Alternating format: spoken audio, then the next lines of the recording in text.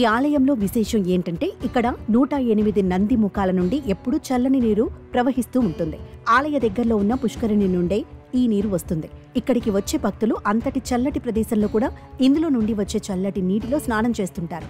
భూమి మీద పంచభూతాలు ఒకే దగ్గర వివిధ రూపాలలో దర్శనమిచ్చే ప్రపంచంలోనే ఏకైక క్షేత్రం ఇదేనని చెబుతారు. నారాయణుడు స్వయంభూగా వెలిసిన ఈ క్షేత్రంలో స్వామివారు ముక్తి నారాయణుడిగా పూజలను అందుకుంటున్నాడు. శ్రీ మహావిష్ణువు స్వయంభూగా వెలిసిన 8 క్షేత్రాలలో అమ్మవారి శక్తిపీఠాలలో ఈ ఆలయం ఒకటిగా చెబుతారు. కానీ ఈ ఆలయాన్ని చేరుకోవడం అంత సులువు కాదు. ఇంత గొప్ప ఈ ఆలయం నేపాల్ దేశంలో మస్తంగ్ జిల్లాలో ఉంది. ఇది నేల మట్టానికి 12,000 అడుగుల ఎత్తులో ఉంది. దీనికి ముక్తినాథ్ ఆలయం అంటారు. ఈ ఆలయంలో స్వామివారు 4 చేతులతో దర్శనమిస్తారు. కానీ చేతిలో ఎటువంటి ఆయుధాలను ధరించి లేకపోవడం విశేషం. అమ్మవారి నుదుటి భాగం ఈ ప్రదేశంలోనే పడిందని, అందుకే 51 శక్తిపీఠాలలో ఈ ఆలయం ఒకటిగా చెప్తారు.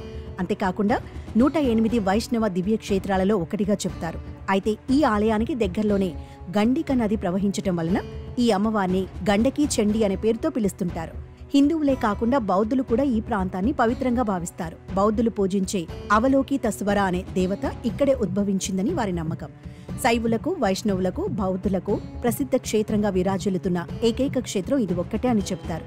అయితే టిబెటిన్ బౌద్ధులు ముక్తినాథ్ లేక చుమింగ్ గ్యాస్తాను డాకిని క్షేత్రంగా భావిస్తున్నారు. డాకిని అంటే ఆకాశ నృత్య దేవత.